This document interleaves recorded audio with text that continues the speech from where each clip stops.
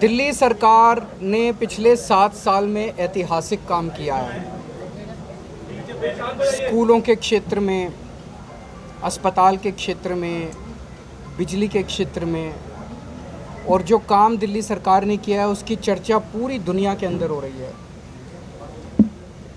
पूरी दुनिया में बड़े बड़े नेता दुनिया के दिल्ली आके देख रहे हैं। दुनिया भर के अखबारों में उसकी चर्चा हो रही है। ये पूरे देश के लिए, 130 करोड़ भारतवासियों के लिए गौरव की बात है, बहुत गर्व की बात है। सबका सीना चौड़ा हो जाता है जब देखते हैं कि न्यूयॉर्क टाइम्स के अंदर इतना शानदार आर्टिकल छपा, इस फलाने अखबार में इतना शानदार आर्टिकल छपा। जितनी राष्ट्र विरोधी ताकतें हैं जो नहीं चाहती कि भारत का विकास हो, जो नहीं चाहती कि भारत की तरक्की हो, वो सारी ताकतें अब इसे रोकना चाहती हैं। अभी तक छोटे मोटे तरीके से, जैसे मुझे सिंगापुर बुलाया, इन्होंने जाने नहीं दिया, लेकिन अब ये कह रहे हैं यार दिल्ली सरकार ख़त्म करो। अब ऐसी सारी राष्ट्र विरोधी ताकतें इकट्ठी हो गई हैं हमारे खिलाफ, दिल्ली की आम आदमी पार्टी की सरकार के खिलाफ। दिल्ली की आज जो सरकार है, इतिहास की सबसे लोकप्रिय सरकार है, जिस वास्ट मेजॉरिटी से हम आए हैं, उस सरकार को गिराने के लिए अब सारी राष्ट्र विरोधी ताकतें इकट्ठी हो गई और वो दिल्ली की सरकार को गिराने का षड्यंत्र कर रही हैं। लेकिन हमारे एमएलए, हमारे मंत्री सब एकजुट हैं। कोई नहीं बिखरा, कोई नहीं टूट रहा, क्योंकि किसी ने कोई गलत काम नहीं किया, किसी को पैसे की हवस नहीं है। तो ये बड़ी अच्छी बात है। दिल्ली के लोगों को मैं कहना चाहता हूँ कि आपने जिन लोगों को वोट दिया है, एक एक हीरा है, कोई नहीं टूटेगा। सरकार काम करती रहेगी, अच्छा काम करती रहेगी। ये झूठे केस एक के बाद एक झूठे केस करेंगे, चिंता मत करो। मुझे कहा जा रहा है कि शायद गुजरात चुनाव तक ये सिलसिला जारी रहेगा। जब तक भी जारी रहेगा, हम मजबूत हैं, डटे हुए हैं। राज्यपाल ने चीफ सेक्रेटरी को और स्कूल वाला मुद्दा उठाया है, कहा कि 2.5 साल लेट क्यों हुआ? सारी जांच करवाएं, सब जांच करवाएं। मेरे ख्याल से पहले जांच तो करवा रखी है, इसमें दोबारा जांच करा लें। एक जांच इन्होंने, आपको याद है जब हमारी पार्टी नई बनी थी, वो आए थे दिल्ली, उन्होंने कहा था रात के अंधेरे में, चांदनी रात में, कुछ काली रात में कह रहे थे, हमने कोई पैसे चोरी कर लिए थे, हम आम आदमी पार्टी को डोनेशन आया था।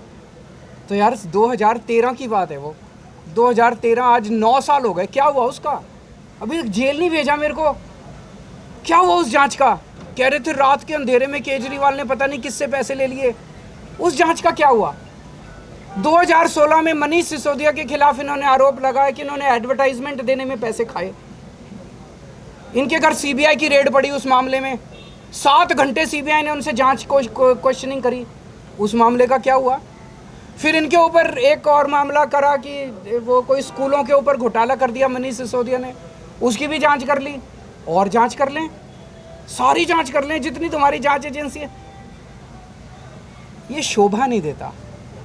सुबह से शाम तक, सवेरे उठते आप ये सोचते हो अब मैं इसको महाराष्ट्र की सरकार गिराऊं, अब मैं गोवा की सरकार गिराऊं, अब मैं मध्य प्रदेश की सरकार गिराऊं, अब मैं दिल्ली की सरकार गिराऊं। काम कब करोगे? देश की तरक्की कब करोगे?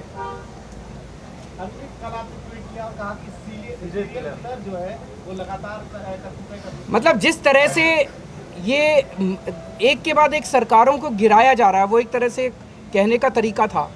जिस तरह से सरकारों को गिराया जा रहा है, एक के बाद जनता सरकार चुनती है, किसी भी पार्टी की हो, पार्टी इंपॉर्टेंट नहीं है, जनता सरकार चुनती है। अगर आप जनता की चुनी हुई सरकार को गिराते हैं तो आप एक तरह से जनता के ऊपर हमला कर रहे हैं। जनता ये पसंद नहीं करती।